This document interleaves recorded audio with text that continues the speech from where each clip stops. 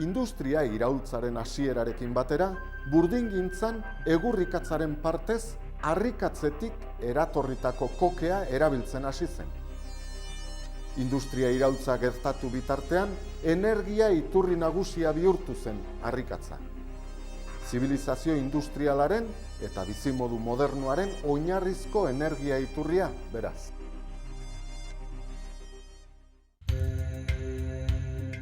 Duela 500 milioi urte, hasieran urtarrak ziren lehen alga eta landareetako batzuk, itsasoko urrepelak utzi eta lehorrean bizitzeko gai bihurtu ziren. Ordudanik, denbora geologikoan zehar, ia etengabe sortu da harrikatza, baina batez ere karboniferoan eta hein txikiagoan kretazeoan, eta oso ugaria da munduko ia lurralde guztietan.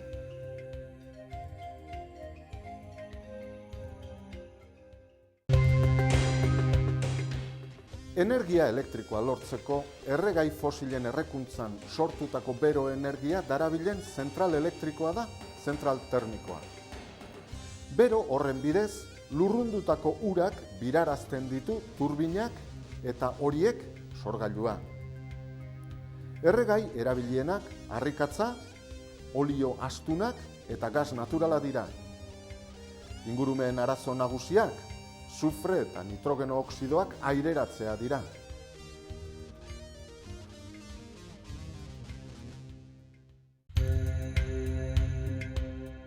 Harrikatza errez, askatzen den bero energia ura lurruntzeko erabiltzen da. Behar den lurruna, presio eta temperatura handikoa da, 400 gradu zentigradu eta 150 barekoa gutxi gora bera. Funtsean, gasen beroa urari transferitzea da kontua.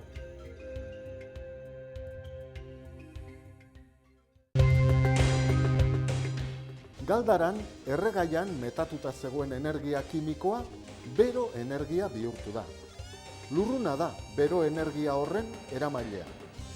Energia horretaz baliatu ahal izateko, presio eta temperatura handian dagoen lurruna turbinara sartzen da, eta bertan edatzen, turbinaren besoak igiarazi.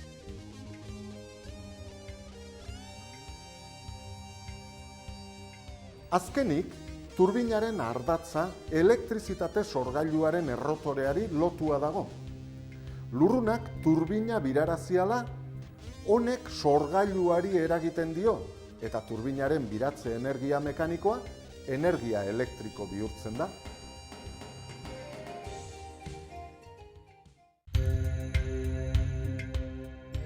Kondentsadorea bero trukagailu handi bat da, eta barruan lurruna kondentsatzen da.